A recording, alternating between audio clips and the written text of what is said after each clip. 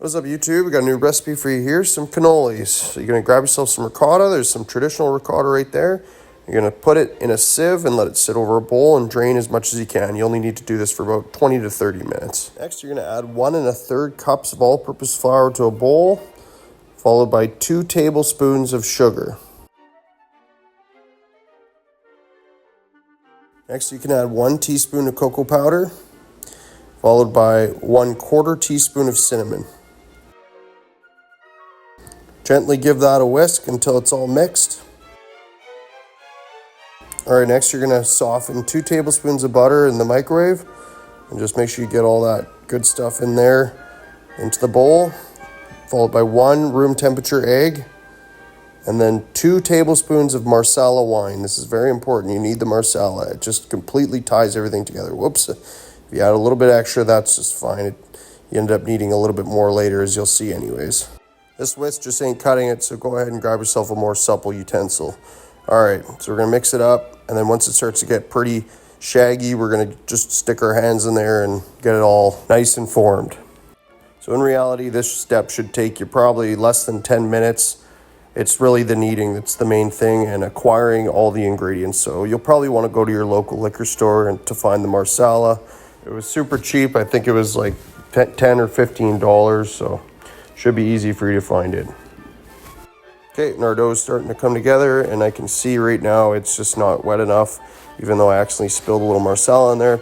So I'm just gonna use up that last little bit of butter and Marsala that was in the bowl. I'll just add that right in there, and then we're gonna mix up the dough, and it's gonna finally come together. Don't worry about over mixing it. Just get it to all come together, and once it does, you're gonna put it in a plastic bag, and it's gonna go straight in the fridge for about 20 minutes, and you're gonna move on to the next step. And it is the most important step. It's the filling. So we're gonna take a 1/2 cup of sugar here, and then you can go ahead and grab the fruit of your choice is zest. So either lemon or orange, and potentially even grapefruit, but we're using orange here. Orange is just incredible. If you wanted to get really crazy, you could use lime, but we're going with tried and true orange. Okay, so now you're gonna grab the ricotta, and I want you to take a look at the bowl. See how much is drained? That's why you drain it. So now I'm just gonna mix it up a little bit and just get everything to know each other, and then it's gonna go over to the hand mixer, and I'm gonna mix it up and get it nice and fluffy.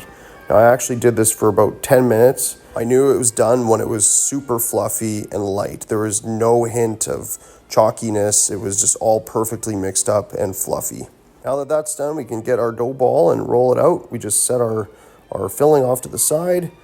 So what you're gonna roll this up, and you're gonna cut it into circles, and these circles are gonna go and be rolled a little bit thinner, and they're gonna go on the cannoli tubes.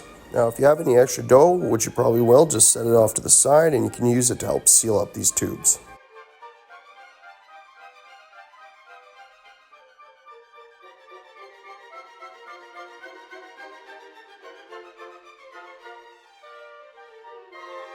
Now that I've made all the circles, I'm gonna roll it out. I'm gonna get kind of an ovular shape so that it fits perfectly around the tube, as you'll see in a second here. And you don't want it too thick. You want it kind of thin. Okay, and as I'm wrapping it around, I can see I'm probably gonna need a little bit of that stuff I left off to the side. So I'll just go ahead and grab that in order to make a perfect seal.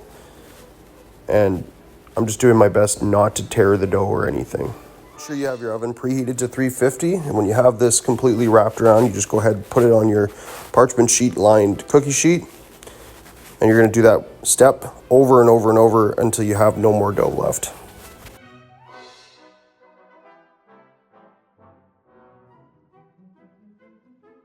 So these are going to bake in the oven for 15 to 16 minutes. The green stuff in the bowl is ground pistachios. If you watched our last video on how to make homemade chocolate, this is our homemade chocolate. So we're just gonna break up a bunch of little pieces. We're gonna dip both ends of the cannolis in these when they're done.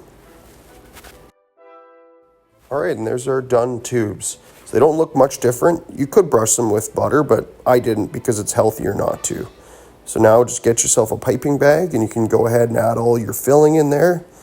And once your piping bag is completely full, you're just going to set it off to the side. You're going to remove each of these cannoli tubes from the metal, and then you're going to fill up each one. Make sure you just pack it with this filling, because that's the entirety of the recipe.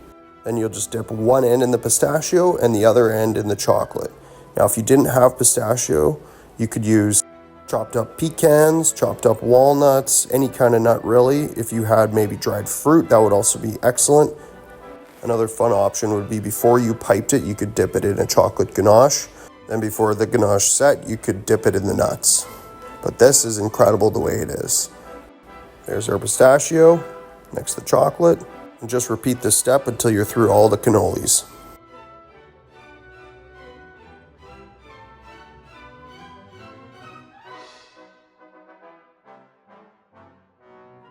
And now for my absolute favorite part of the whole recipe is trying it. Oh my God, that is delicious. And just so you know, this entire recipe got eaten within a day. Happy baking. Thanks for watching.